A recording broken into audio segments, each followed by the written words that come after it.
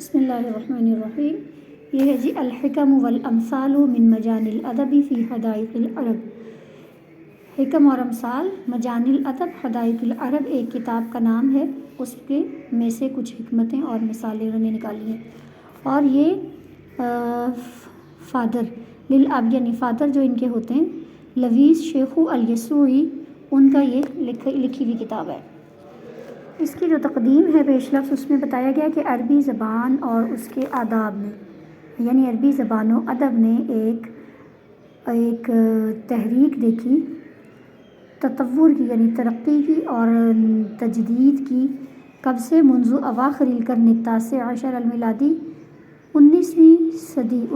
صدی عیسوی کے آخر سے 20ویں صدی عیسوی کے اوائل یعنی شروع تک، اول کی جمع اوائل۔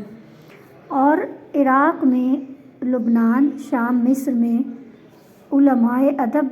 جو بہت نمایاں تھے، انہوں نے عربی زبان کی ترقی میں بہت بڑا حصہ لیا۔ اور ابو اور فادر لویس شیخ انہی علماء میں سے ہیں جنہوں نے عربی کے لیے جلیل القدر خدمات پیش کی،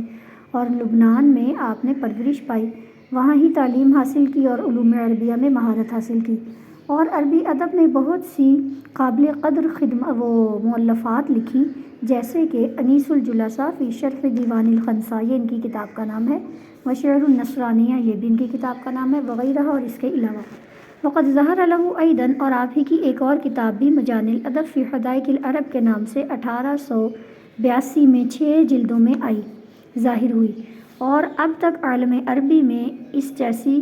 جو قابل ذکر کتابیں ہیں فضیلت کے اعتبار سے اور شعر اور نثر کے اعتبار سے اپنے فنون و موضوعات میں کے اختلاف کے باوجود اس جیسی کتاب اب تک جو ہے وہ ہمیں نظر نہیں آتی۔ ثم شرح هذا الکتاب، اور پھر انہوں نے اس کتاب کی شرح کی اور بنایا ہر ایک جز کی ایک شرح، علی حدی، الگ الگ، یعنی پہلے تو 6 مجلدات لکھی، اس کے بعد 6 مجلدات کی ہر جلد کی الگ الگ انہوں نے تشریح بھی کی، حتی صار هذا الشرح فی 6 مجلدات ایضاً، یہاں تک کہ ان کی یہ شرح بھی مزید 6 مجلدات میں ہو گئی۔ وقد اخترنا نبذة من الحکم والامثال العربیہ الواردہ فی هذا الکتاب نظرت، اور ہم نے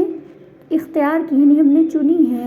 کچھ، ایک نبذہ کہتے ہیں، ایک انتخاب ہی کہہ سکتے ہیں آپ، کچھ تھوڑی سی چیز کا حصہ لے لینا، حکمتوں اور عربی امثال سے جو کہ اس کتاب میں آئی ہیں، نظراً اس چیز کو مد نظر رکھتے ہوئے کہ ان کی جو اہمیت بالغہ ہے تعلیم کے اعتبار سے اور عربی زبان کو پڑھنے، سیکھنے اور سکھانے کے اعتبار سے جو ان کی انتہائی اہمیت ہے، اس کو مد نظر رکھتے ہوئے ہم نے کچھ تھوڑی سی حکمتیں اور عربی مثالیں اس میں سے چنی ہیں۔ والحکم جمع حکمت، حکم کیا ہوتی ہے؟ حکم حکمت کی جمع ہے، وہی قول موجز، اور یہ ایک مختصر سی بات ہوتی ہے، صاحب الفکرہ جس کی سوچ بالکل ٹھیک ہوتی ہے، دقیق التعبیر، تعبیر اس کی پختہ ہوتی ہے، دقیق ہوتی ہے، یتضمن حکما مسلما، یہ ایک مسلمہ حقیقت پر مبنی ہوتی ہے، فی الحث ابھارنے میں، علی الخیر نیکی کے کام پر یعنی نیکی کے کام پر ابھارنے میں، والکف عن الشر اور برائی سے روکنے میں، یہ ایک مسلمہ حکمت ہوتی ہے۔ ویحمل توجیہا الی جوانب السلوک، اور وہ ایک رخ رکھے ہوئے ہوتی ہے زندگی کے جو طرز زندگی کی طرف، ویتحری فیہ قائلہ، اور اس میں خیر و ثواب کی کرتا ہے، خیر و ثواب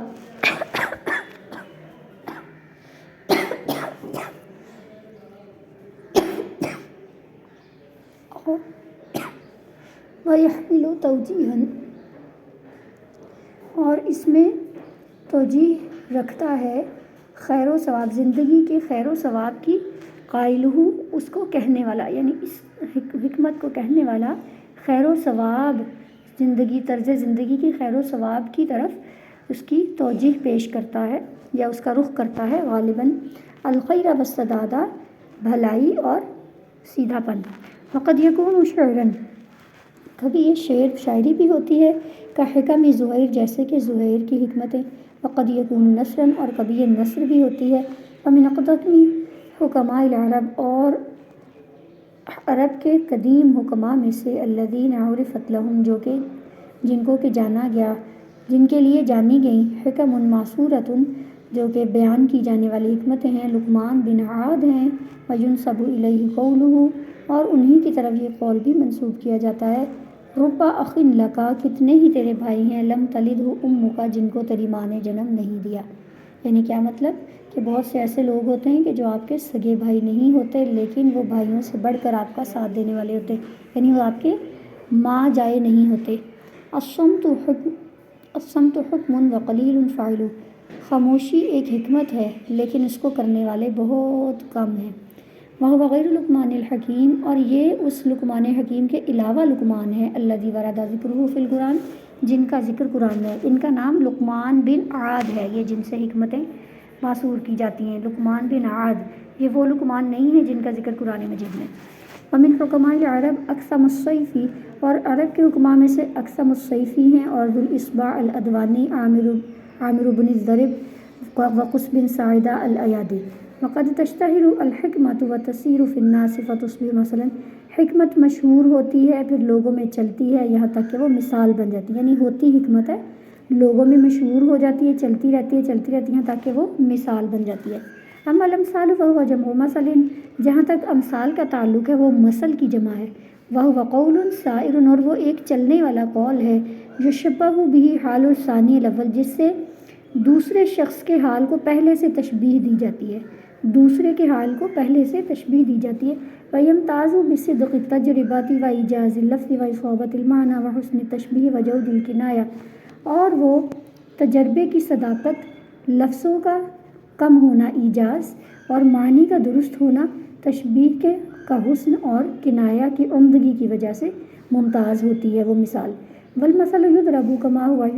اور مثل جو ہوتی ہے وہ ویسے بیان کی جاتی ہے جیسے وہ ہو، ویحکیٰ اور کہی جاتی ہے دون تغییر بغیر کسی تبدیلی کے، یعنی جو مثالیں ہوتی ہیں نا وہ بغیر کسی تبدیلی کے ویسے ہی چلتی، جیسے ہم کہتے ہیں نا کوا چلا ہنس کی چال، یہاں پہ ہم کسی اور پرندے کا نام نہیں لیتے، اسی کا نام لیتے ہیں جس کی بات ہو چکی ہے، یہ مثال ہوتی ہے۔ والامثال السائرات اور چلنے والی مثالیں تعرف عن حقیقت، نہیں تعرف نہیں ہے، تعرف عن حقیقت المستمع، وہ روشناس کراتی ہیں، پہچان دیتی ہیں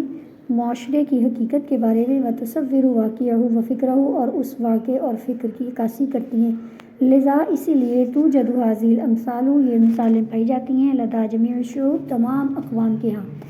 وقد یکون المثل نابعا من الواقع، اور ایک مثال جو ہوتی ہے وہ کسی واقعے کا منبع ہوتی ہے، یعنی کسی واقعے سے نکلتی ہے۔ وقد یکون من الخیال، اور کبھی کبھار وہ خیال بھی ہو سکتی ہے۔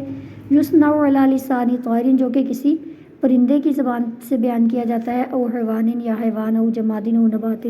جمادات یا نباتات میں سے کسی کی بھی زبان سے خیال وہ بیان کیا جاتا ہے۔ ولکنہ رمز، لیکن اس میں اشارہ ہوتا ہے للواقع، واقعے کا، وستر للحقیقت، اور حقیقت کا پردہ ہوتا ہے۔ تو یہ ہے ہمارا الحکم والمثانی والامثال من مجانی الادب کی تقدیم، اس کی کا پیش لفظ۔